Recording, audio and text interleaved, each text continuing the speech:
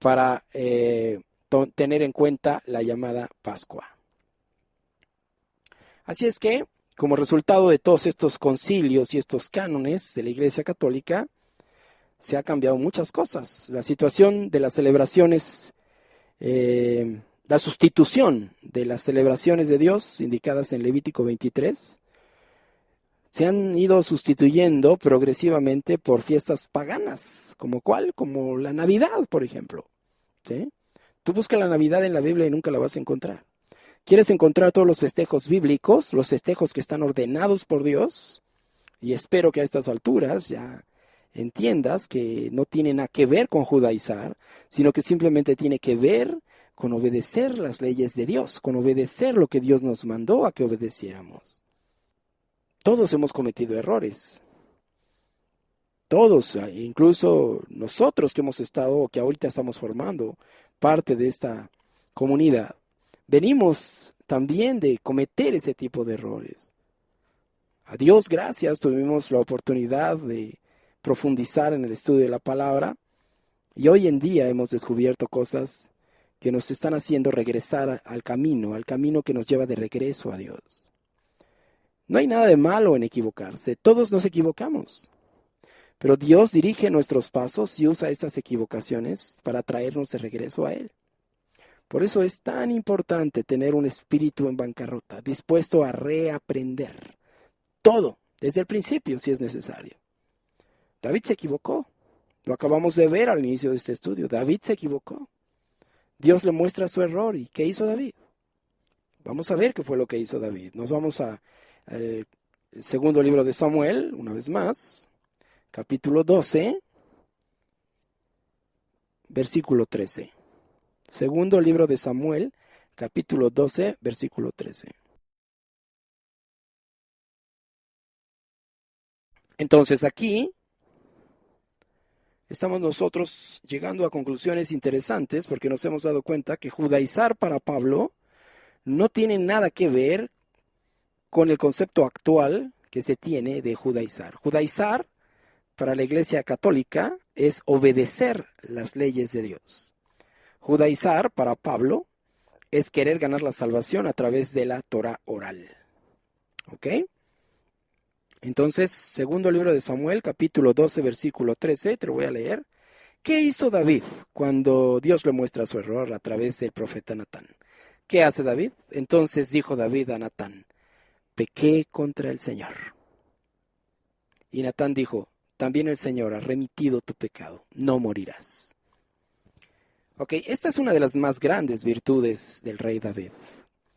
Y esto fue lo que al final de sus días lo llevó a que Dios le considerara a un hombre, okay, cada que se refiriera a David, Dios se refería a David como un hombre conforme al corazón de Dios. Entonces, David se equivocó, sí se equivocó, ¿sí? Pero ¿cuál fue la virtud de David? Fue reconocer que se había equivocado. La virtud de David fue reconocer que había pecado contra Dios. Y al mismo tiempo, inmediatamente, Dios le responde, también Dios te ha perdonado tu pecado, no vas a morir. Porque en ese momento, de acuerdo a las leyes que en ese momento imperaban, David tendría que haber sido condenado a muerte. Sin embargo, Dios le perdona la vida. Y es aquí en donde pues nosotros nos damos cuenta que la gracia, el famoso concepto de gracia, que hoy lo ponen como si estuviera compitiendo, o la ley o la gracia, o la fe o la gracia, es como lo ponen como antagonistas, lo ponen como estar compitiendo uno contra el otro. Nosotros nos damos cuenta que la gracia incluso está evidente aquí, en este caso de David, porque David, si nos fuéramos nada más a la justicia, a la ley, entonces David hubiera tenido que morir. Pero Dios hace manifiesta su gracia, su misericordia, y le perdona la vida. Pero para eso, primero hubo un requisito que tuvo que llevar a cabo David. ¿Cuál? Arrepentirse. La expresión de David es una expresión de arrepentimiento. Pequé contra el Señor. ¿Sí? Ahora, ¿recuerdas que también por ahí te conté una bonita historia acerca de mi hijo? Bueno, En la historia que te conté respecto a mi hijo, me enteré que después de ese día, un niño en particular, hay que recordar que mi hijo se para frente a su salón en medio de una exposición que está hablando de discriminación, y al terminar la exposición, mi hijo, en un aire humilde, dice: yo me he sentido discriminado por ustedes, pero quiero darle gracias a aquellos que me han ayudado. ¿Cuál fue el efecto una vez que este niño les muestra a este grupo de niños aquel error que estaban cometiendo?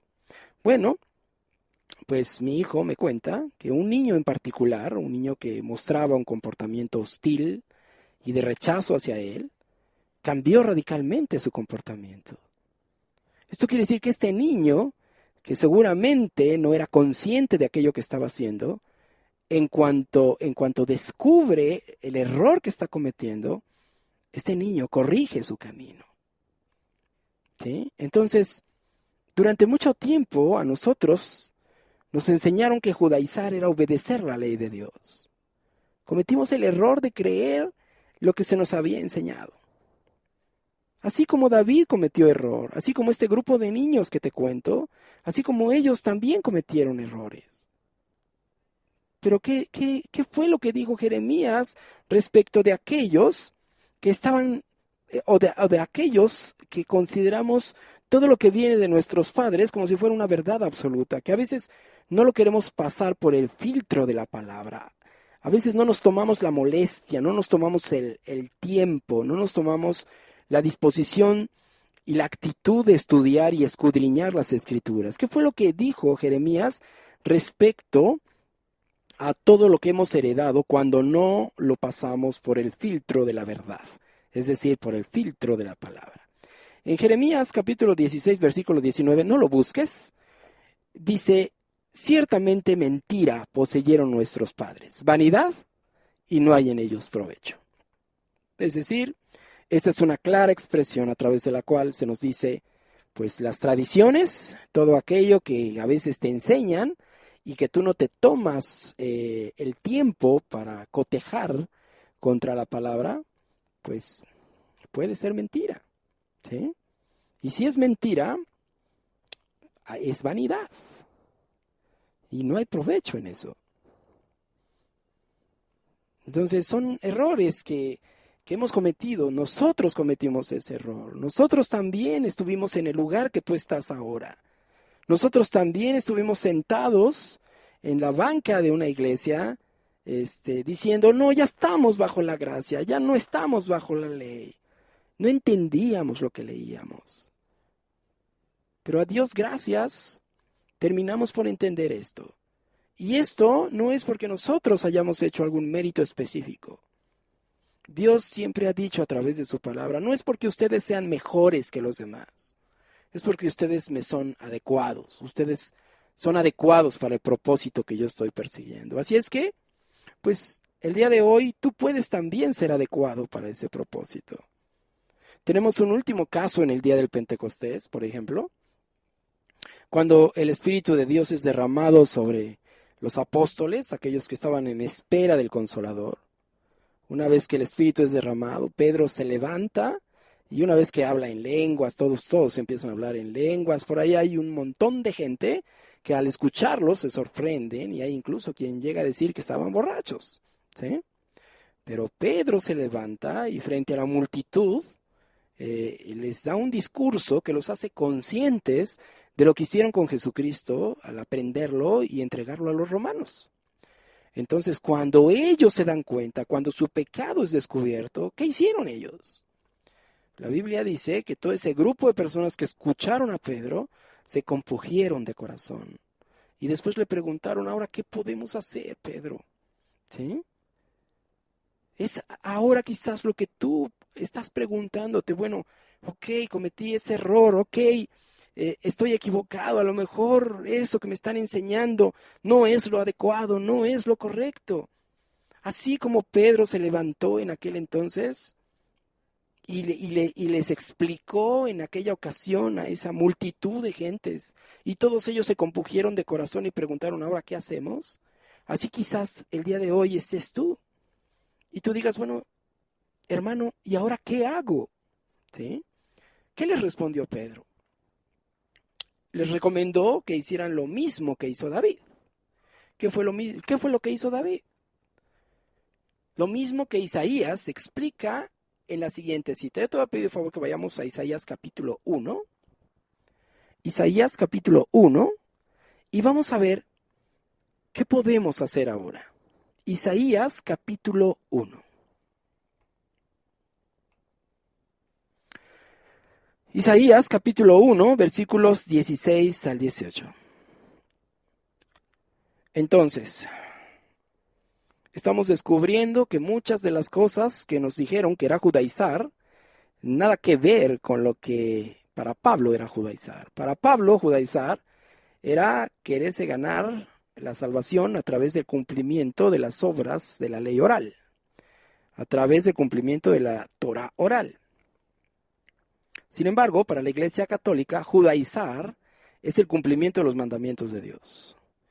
Esto se filtró hasta las iglesias protestantes y hoy las iglesias protestantes, las llamadas iglesias cristianas, pentecostales, presbiterianos, adventistas, todos ellos han recibido cierta influencia de todos los dogmas que fueron establecidos a través de los concilios. Hemos dicho que el caso del Shabbat es solamente un ejemplo, pero no es el único. Tenemos el caso también de la celebración de la Pascua, el cambio del calendario, de un calendario lunar a un calendario solar. Tenemos cambio, por ejemplo, también lo que tiene que ver con la alimentación. Todo eso ha sido el resultado de lo que en alguna ocasión se reunieron 200, 300 obispos en algún concilio de parte de la Iglesia Católica, tomaron decisiones, las pusieron por escrito en lo que ahora se conservan como los llamados cánones de la Iglesia, y que después, con el paso del tiempo, se filtraron hacia el resto del protestantismo. Entonces, ¿qué tenemos que hacer? ¿Qué fue lo que hizo David? Se arrepintió. ¿Qué fue lo que hizo esa gente que estaba escuchando lo que Pedro explicaba en cuanto al hecho de que habían prendido a Jesucristo y entregadolo a los romanos? ¿Qué hicieron también ellos? Hicieron lo mismo que Isaías nos va a explicar ahora en esta última lectura. Isaías capítulo 1, versículos 16 al 18. Y dice de la siguiente forma, dice: Lavaos y limpiaos, quitad la iniquidad de vuestras obras de delante de mis ojos. Dejad de hacer lo malo. Aprended a hacer el bien. Buscad el juicio. Restituid al agraviado. Haced justicia al huérfano. Amparad a la viuda. Y en el versículo 18 dice algo hermoso que dice: Venid luego, dice el Señor, y estemos a cuenta. Si vuestros pecados fueren como la grana, como la nieve serán emblanquecidos. Si fueren rojos como el carmesí, vendrán a ser como blanca lana. Entonces, ¿qué tenemos que hacer nosotros? El versículo 16 es una clara instrucción que dice: Lavaos y limpiaos, quitad la iniquidad de vuestras obras de delante de mis ojos. Dejad de hacer lo malo.